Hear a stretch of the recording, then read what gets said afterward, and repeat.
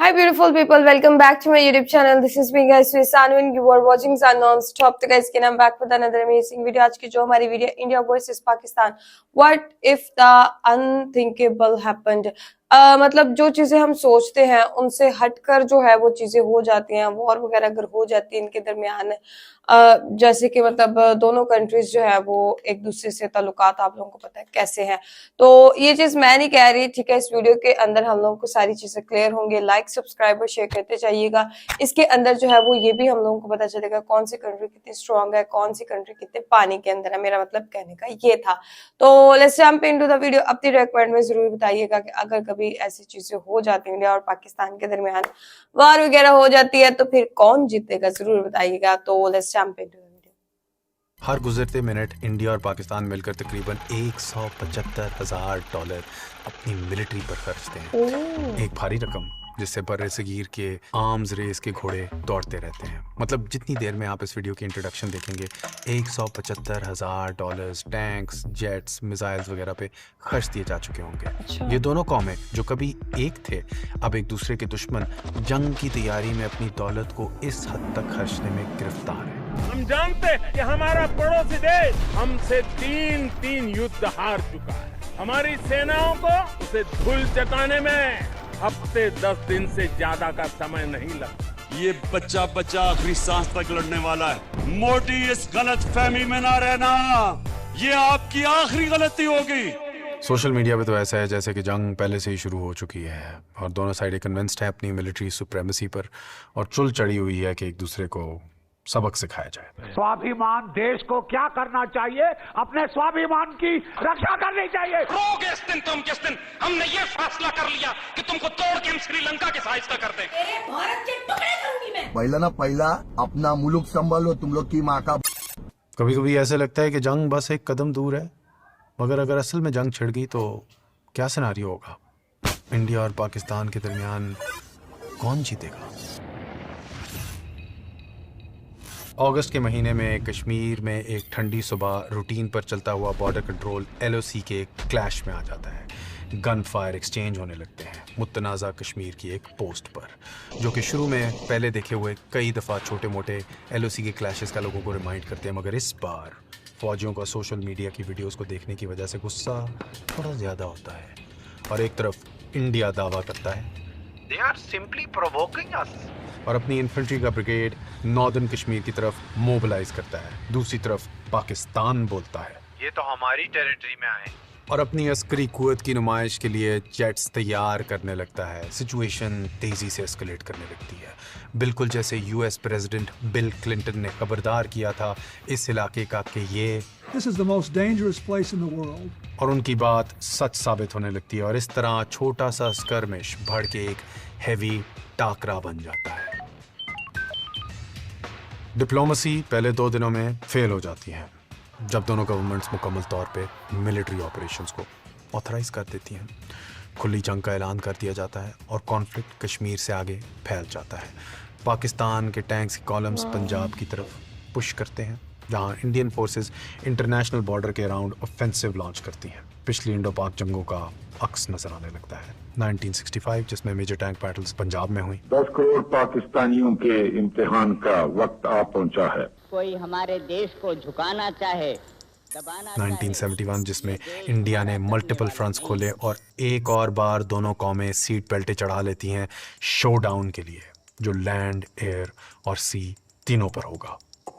कागज़ पर नंबर्स में तो इंडिया के पास एडवांटेज है, बजट भी ज़्यादा है और नतीजन एक्टिव सोल्जर्स भी 2 गुना से भी ज़्यादा पाकिस्तान से, एयरक्राफ्ट भी डबल, टैंक्स भी ज़्यादा, मगर नंबरों से पूरी कहानी का अंदाज़ा नहीं होता. पाकिस्तान की आर्मी एक बैटल हार्डन्ड फोर्स है जिन्होंने बहुत से ऑपरेशंस और कॉन्फ्लिक्ट्स फेस किए हैं.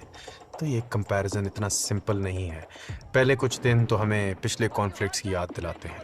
कश्मीर के पहाड़ों में इन्फेंट्री यूनिट्स खंदकों से खंदक तक लड़ते हैं. 1999 की कारगिल कॉन्फ्लिक्ट की तरह हाई ऑल्टीट्यूड पे लड़ा जाता है. पाकिस्तान के प्लेन्स में टैंक ब्रिगेड्स मिलते हैं खुले मैदानों में. 1965 की बैटल ऑफ असल उत्तर की खून रेज जंगों की तरह, जो कि दूसरी जंग अजीम के बाद की सबसे बड़ी टैंकों की जंग थी. हफ्ते के अंदर अंदर दोनों तरफ के कैजुअल्टी फिगर्स सामने आने लगते हैं. हर खोया टैंक और जहाज दिखाता है कि मॉडर्न वॉरफेयर में कितनी जल्दी इंसान हलाक होते हैं। जंग आसमान की तरफ बढ़ जाती है। हवा में परवाज करते हुए जहाज डॉग फाइट्स में मरते हैं यार लोग। जमीन के कब्जे के पीछे। Falcon 1-1, target acquired. Bombs away. Confirm splash. Tell those bastards this one's for Lahore. Command, Jaguar 2-1. That F-16 just dropped bombs near Samba. Not on my watch. Akash, bearing 330, angles 18, speed 700 knots, heading east. Visual confirmed. Lock acquired.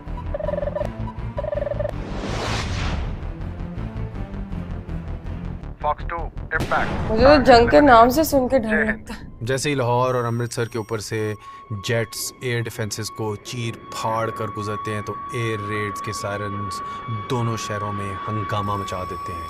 कोई air force गलबा नहीं हासिल कर पाती, मगर border के करीब शहर स्ट्रे स्ट्राइक्स और मिसाइल सैल्वोस से मुतासिर हो जाते हैं। जंग समंदरों पर पहुंच जाती है। इंडिया की नेवी बहुत आगे है।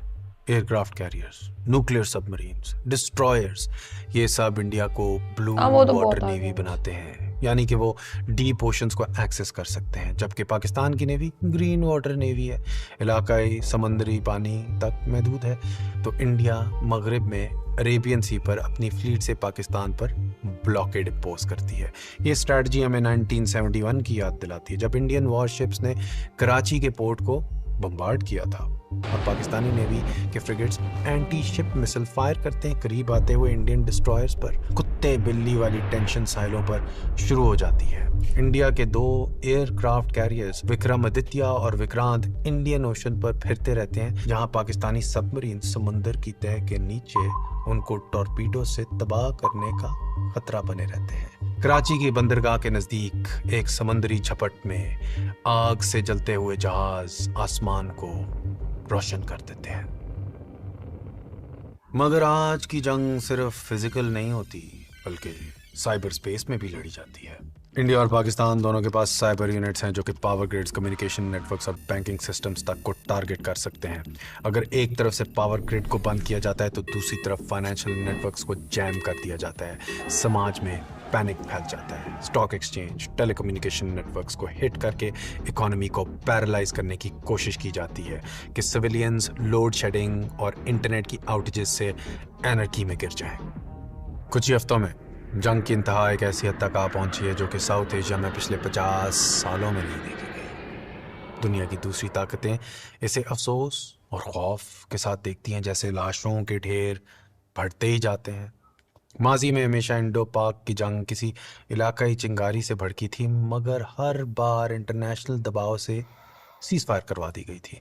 मगर इस बार सूरत हाल मुख्तलिफ है। इस बार के शदीद कौमी जज्बा और जंग की तेज़ बढ़ती रफ्तार डी एस्केलेशन को मुश्किल बना रहा है। जंग के 21वें दिन आलमी ताकतें बेचैन हैं, जो कि सिर्फ पहले बैठी हुई साइड से देख रही थी, अब आगे बढ़कर अमल करने पर आ चुकी हैं। अपने मफादात के लिए अब हर एक अपनी बाजी लगाएगा। पहले पाकिस्तान का दोस्त, उसका आयरन ब्रदर चीन अपने हिमालय में डोले दिखाता है, इंडिया को खबरदार करता है और सीज फायर करने का हुक्म देता है। साथ में अपने रेजिमेंट्स लद्दाख के रीजन में मूव करता है। हालांकि अभी लड़ाई में हिस्सा नहीं लेता, लेकिन सब जानते हैं कि चीन अपने ब्रादर मुल्क के लिए सपोर्ट में खड़ा है। 1971 की कोल्ड वॉर का सिनारियो याद आता है, जब अमेरिका ने चाइना को चुपके से इंडिया के भी तो इतने कंट्री फ्रेंड इशारा दिया था। चाइना की मिलिट्री ड्रिल्स तिब्बत में इंडियन डिविजन्स को उलझाती हैं, जिसकी वजह से इंडियन हाई कमांड को अपने फ्रंट्स को 2 हिस्सों में स्प्लिट करना पड़ जाता है। कोल्ड वॉर के दौरान तो अमेरिका पाकिस्तान की तरफ लीन कर रहा था, जब 1971 में 7th fleet bay of Bengal में भेजी ताकि इंडिया को प्रेशर डाला जा सके। लेकिन आज अमेरिका इंडिया को एक स्ट्रेटेजिक पार्टनर समझता है। दोनों मुल्कों के दरमियान फंसा वाशिंगटन डीसी इंडिया को अपने न्यूक सिक्योर रखने के लिए इंटेलिजेंस और सैटेलाइट डेटा देता है, और साथ इंडिया को स्ट्राइक्स में रिस्ट्रेंट रखने की भी रिक्वेस्ट करता है। यूएस डिप्लोमेट्स दोनों कैपिटल में दौरा करते हैं, शायद एक रूस की उम्मीद लेकर। अमेरिका की फिक्र सिर्फ रीजनल स्टेबिलिटी तक महदूद नहीं है, बल्कि वहाँ के टेक हब्स में हज़ारों यूएस सिटीजन्स जो रहते हैं, जिनको जंग रिस्क में डाल देती है, उनकी भी है। इसीलिए यूएस नेवी अपना aircraft carrier group Indian ocean में पोजीशन करती है ताकि शिपिंग को प्रोटेक्ट किया जा सके, जो एक सटल मैसेज है कि अगर कॉन्फ्लिक्ट वाइटल ट्रेड रूट्स को थ्रेट करेगा तो वो इंटरवीन करेंगे। रूस जो बहुत अरसे से इंडिया को आर्म सप्लाई करता रहा है, चुपचाप से इंडिया की सपोर्ट करता रहता है। मॉस्को एयर डिफेंस सिस्टम्स और इंडियन टैंक्स के स्पेयर्स की डिलीवरी तेज कर देता है। फिर भी रशिया के पाकिस्तान से भी लिंक्स हैं और वो यूरेशियन जमीन पर न्यूक्लियर वॉर नहीं चाहता। क्रेमलिन पीस टॉक्स होस्ट करने की ऑफर देता है, बिल्कुल जैसे सोवियत यूनियन ने 1965 में ताशकंद अग्रीमेंट की मीडिएशन की थी। इस सब के बावजूद रशिया का डीपर इंटरेस्ट नजर आता है। उनके डिप्लोमेट्स यूएन में इंडिया के खिलाफ अग्रेसिव रेजोल्यूशंस को वीटो कर देते हैं और रशिया के बनाए हुए हथियार, उनका असला इंडियन बैटलफील्ड में इस्तेमाल होता नजर आता है। मिडिल ईस्ट के ममालिक इस मामले में डिवाइडेड हैं। गल्फ स्टेट्स जैसे कि सऊदी अरेबिया और यूएई दोनों कंट्रीज के साथ डिफेंस डील्स रखते हैं। एक तरफ वो अमन की अपील करते हैं और दूसरी तरफ वो पाकिस्तान को ज़रूरी ऑयल और लोन्स मुहैया करते हैं कि उसके वॉर एफर्ट सस्टेन रह सकें। इसी दौरान वो इंडिया पर सैंक्शंस लगाने से भी कतराते हैं क्योंकि न्यू दिल्ली के साथ उनके इकोनॉमिक रिश्ते बहुत कीमती हैं। टर्की जो अपना किरदार मुस्लिम दुनिया में ज़्यादा असर्ट करना चाहता है, खुल्लम खुल्ला पाकिस्तान की सेल्फ डिफेंस की सपोर्ट करता है और कुछ इमरजेंसी मिलिट्री सप्लाईज भी एयरलिफ्ट करता है। ईरान जिसका पाकिस्तान के साथ बॉर्डर मिलता है, ज़ुबानी तौर पर न्यूट्रल रहता है लेकिन अपने ईस्टर्न बॉर्डर पर सिक्योरिटी टाइट कर देता है क्योंकि वो नहीं चाहता कि एक डिस्टेबलाइज्ड पाकिस्तान की लड़ाई उसके इलाके में फैल जाए। पूरा इस्लामिक वर्ल्ड ज़ुबान से तो पाकिस्तान को हमदर्दी दिखाता है लेकिन कोई भी सीधा साधा इस साउथ एशियन वॉर में घुसना नहीं चाहता। इसी बीच पूरी दुनिया की इकोनॉमी को झटका लगता है। जंग की वजह से उस रीजन में ट्रेड खराब हो जाता है जहां 1.6 बिलियन से ज्यादा लोग बसते हैं। जैसे ही पहली गोलियों की आवाज सुनाई देती है, ऑयल मार्केट्स पैनिक में चली जाती हैं। अरेबियन सी में शिपिंग इंश्योरेंस की कॉस्ट बढ़ जाती है कि कहीं ब्लॉकेड ना हो जाए या कोई मिसाइल आके किसी टैंकर से ना टकरा जाए। क्रूड ऑयल की कीमत ऊंची उड़ने लगती है और पूरी दुनिया की वर्ल्ड इकोनॉमी लरज उठती है जो गल्फ ऑयल पर डिपेंड करती है। मुंबई से लंदन तक की स्टॉक मार्केट्स पर जंग के असरात नजर आने लगते हैं। शुरू के ही दिनों में इंडिया की स्टॉक इंडेक्स नीचे गिरती है और पाकिस्तान और इंडिया दोनों के रुपये कमजोर हो जाते हैं। यूरोपियन मार्केट्स भी अनस्टेबल हो जाती हैं। इन्वेस्टर्स सेफ हेवन्स की तरफ भागते हैं।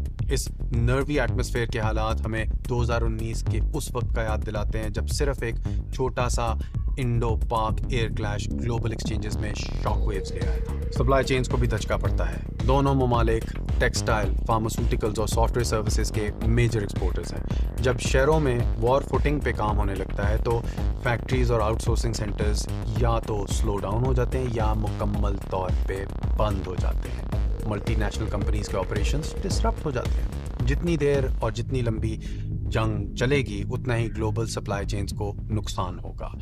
इंडिया के जेनेरिक ड्रग्स बाहर के हॉस्पिटल्स में मिसिंग होने लगते हैं या पाकिस्तान की कॉटन कराची के क्लोज पोर्ट्स पे बंद रहने की वजह से डिले होती जाती है। चौथे हफ्ते तक एक बहुत बड़ा ह्यूमैनिटेरियन क्राइसिस सामने आ जाता है। 10 मिलियन लोग जो बॉर्डर के करीब रहते हैं फाइटिंग और शेलिंग की वजह से अपना घर बार छोड़ देते हैं।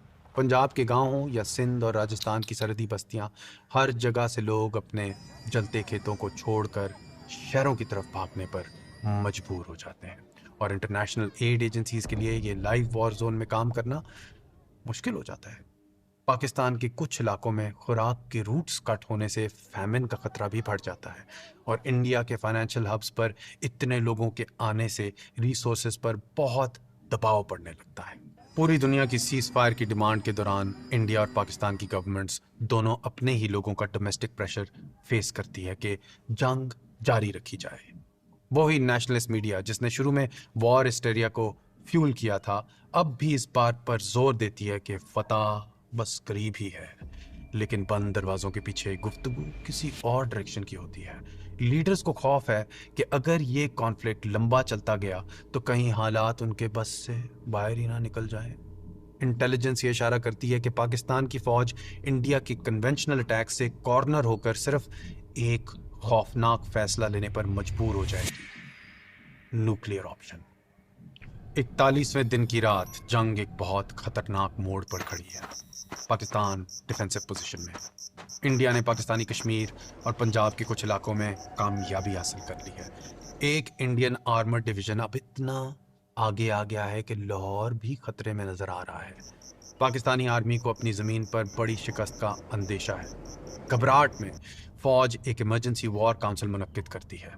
इस टेंशन भरी मीटिंग में एक फैसला किया जाता है जो सब कुछ बदल सकता है। पाकिस्तान बैटलफील्ड पर टैक्टिकल न्यूक्लियर वेपन्स का इस्तेमाल करने का फैसला करता है। पाकिस्तान की लीडरशिप पहले से इस बात का इशारा कर चुकी है कि अगर मुल्क का वजूद खतरे में हो तो वो न्यूक्स यूज कर सकते हैं। इसी तरह के खौफनाक सिनारियों के लिए नसर जैसे low yield short range missiles Pakistan ने डेवलप कर रखे हैं। अब जब उन्हें लगता है कि इंडियन टैंक्स को रोकने का कोई और रास्ता नहीं, तो वो न्यूक्लियर थ्रेशोल्ड को क्रॉस करने का इंतखाब कर लेते हैं। बहुत ही सख्त कमांड के तहत पाकिस्तान एक यूनिट एक न्यूक्लियर टिप्ड मिसाइल लॉन्च करती है अपनी ही ज़मीन की तरफ, जिसे इंडियन ट्रूप्स ऑक्यूपाई करे बैठे हैं।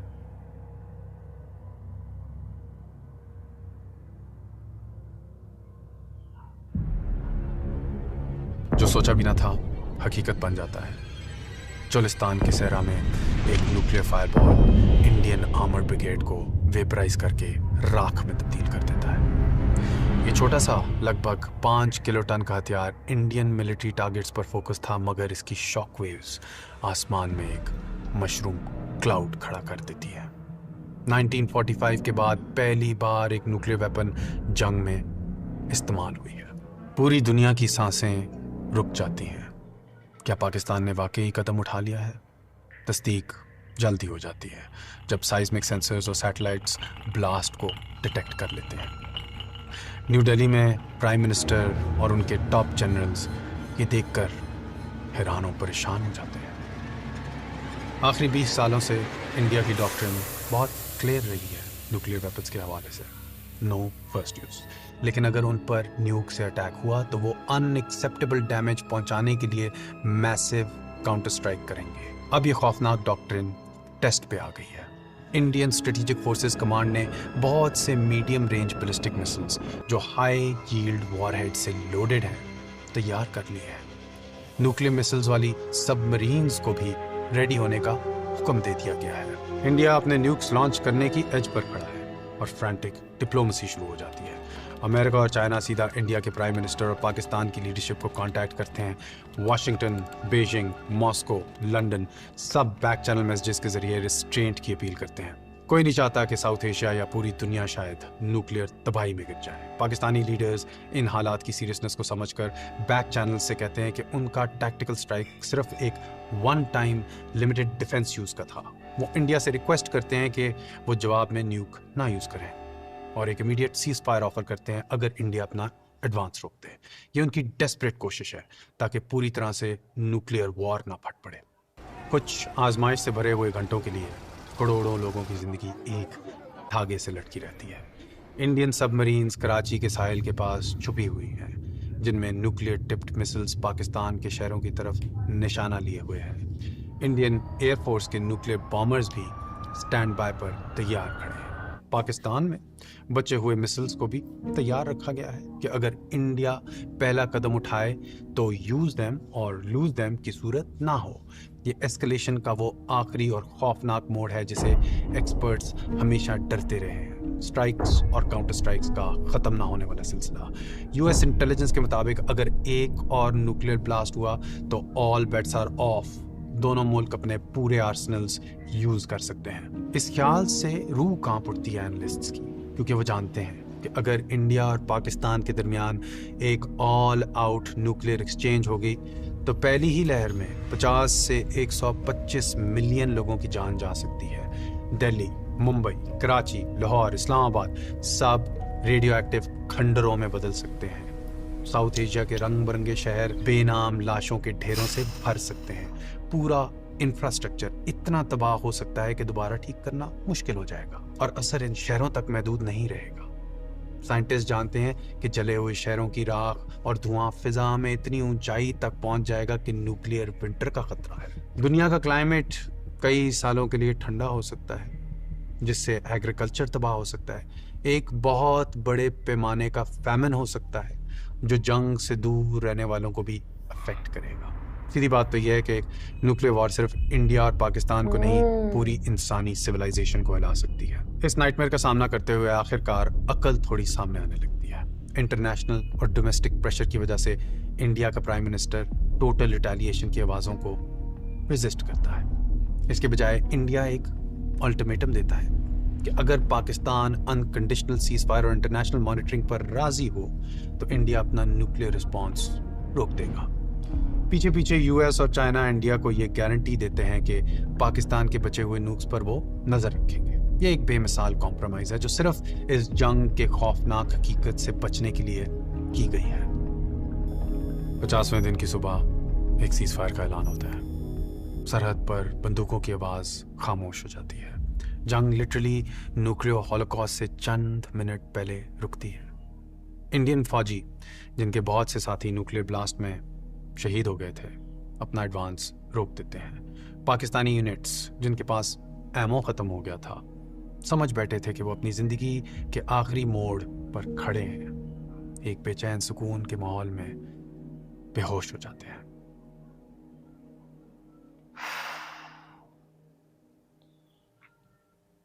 बॉर्डर जोन्स में बस्तियां और गांव 4 हफ्तों की शेलिंग से तबाह हो चुके थे। दोनों तरफ के सर्वाइवर्स बंकर से बाहर निकलते हैं, लेकिन एक बिल्कुल बदली हुई दुनिया को देखते हैं। इंसानी जानों के नुकसान का हिसाब लगाना मुश्किल हो गया है। लाखों लोग जख्मी और बेघर हो चुके हैं। कई जगहों पर तो एनवायरनमेंट जहरीला हो चुका है और दोनों मुल्कों की इकोनॉमी फ्री फॉल में जा चुकी है। सालों की तरक्की बस सही बात है, इतनी देर की तरक्की बर्बादी में बदल गई है। तो ये जंग जीता कौन? जीत सिर्फ उन की होती है जो इस जंग से फायदा उठाते हैं। आर्म्स डीलर्स और ग्लोबल मिलिट्री इंडस्ट्रियल कॉम्प्लेक्स जिनने दोनों तरफ हथियार बेचकर बिलियंस ऑफ डॉलर्स का मुनाफा कमाया है। कई सालों से इंडिया दुनिया का सबसे बड़ा आर्म्स इंपोर्टर रहा है और पाकिस्तान भी टॉप बायर्स में से रहा है। ये शर्मनाक डिस्टिंक्शन इस जंग ने कंफर्म कर दी है कि हर चलाई गई गोली और हर गिराया गया जेट इन मौत के ताजरों के लिए मुनाफा लाया है। जिस वक्त शहरी खोई हुई जानों पर रो रहे होते हैं, डिफेंस कॉन्ट्रैक्टर्स अपने प्रॉफिट्स गिन रहे होते हैं। ये खौफनाक हकीकत दिखाती है कि जंग का विशिष्ट साइकिल कैसे चलता है। जितना हम डर और नफरत को पालते हैं उतना ही हम हथियार जमा करते हैं और जितने हम हथियार जमा करते हैं उतनी ही हम तबाही फैलाते हैं। अमन शायद इतना सेक्सी नहीं लगता, लेकिन इसकी कीमत बेहिसाब है। डायलॉग, डिप्लोमेसी, कॉन्फिडेंस बिल्डिंग में वो कॉन्फ्लिक्ट वाला एड्रेनलिन तो नहीं, मगर ये एक रास्ता है जो ज़िंदगी को मौत से बचा सकता है। Because in war there are no victors, How tense is the situation on your frontiers with Pakistan? Very serious. Over all these years, we have fought 3 wars. We have done tremendous amount of damage to each other. We must stop doing that. Okay guys, ये थी सारी video और video यार बहुत interesting थी और इतनी मतलब डीप तरीके से सारी चीजों को समझाया गया है कि वीडियो मुझे वाकई बहुत अच्छी लगी। और वाकई जंग में जो है वो कोई भी विक्ट्री हासिल नहीं करता, सरवाइव करने वाले लोग ही जो है वो हम लोगों को मिलते हैं। और जंग सिर्फ, मैं पहले ही बता देती कि जंग सिर्फ उन लोगों के लिए फायदेमंद होती है जो उसके अंदर इन्वेस्ट कर रहे होते हैं, अपने हथियार बारूद ये सारी चीजें बेच रहे होते हैं, वो पैसा बटोर रहे होते हैं। लेकिन आम जिंदगी, आम जाने जो है वो वहां पर मर रही होती हैं। तो मैं तो बिल्कुल जंग के हक में नहीं हूँ, ठीक है। मैं तो यही चाहती हूँ सुलह सलामती प्यार मोहब्बत से रहे। और इंडिया पाकिस्तान के दरमियान अगर जंग हो जाती तो पाकिस्तान के भी जैसे चाइना है और भी काफी दोस्त है, इस तरह इंडिया के उससे भी ज्यादा दोस्त है। तो मतलब पावरफुल कंट्रीज उधर भी है इधर भी है, और न्यूक्लियर पावर दोनों कंट्रीज जो है वो रखती हैं। तो डिजास्टर जो है वो सिर्फ इंडिया पाकिस्तान तक ही महदूद नहीं रह जाएगा। अगर जंग होती है, न्यूक्लियर वॉर होती है, डिजास्टर जो है वो पूरी दुनिया के ऊपर जो है वो इस चीज का जो है वो होगा, ठीक है। पूरा असरअंदाज जंग जो है वो वहां पर भी करेगी, माहौल बहुत खराब हो जाएगा और मतलब बहुत ही मसला हो जाएगा यार। नहीं होनी चाहिए जंग।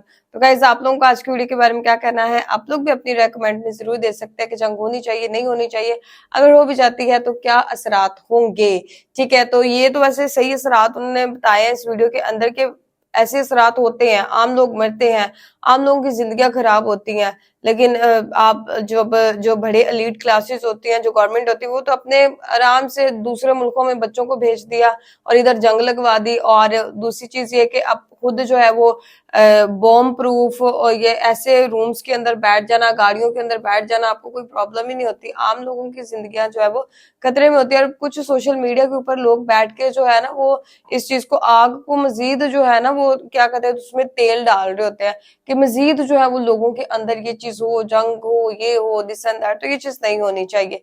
तो गाइज आप लोगों का क्या कहना है? Do comment, like, subscribe and share करते जाएगा। चलिए गाइस, मिलते हैं आपको नेक्स्ट वीडियो के अंदर।